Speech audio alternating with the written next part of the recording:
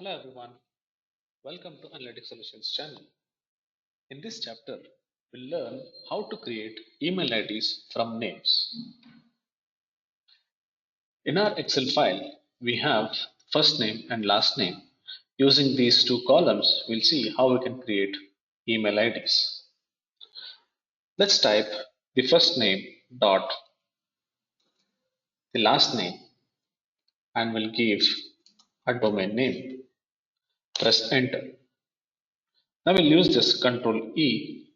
We'll get the email IDs generated. We also can use just initials. First character of the first name, first character of the last name, and we can give the domain name, Control E. We can have a combination of initials with the name. This also works.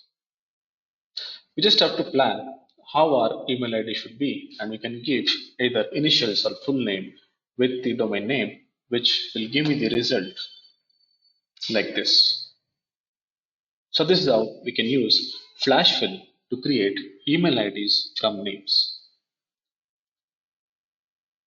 Thank you so much for watching this video.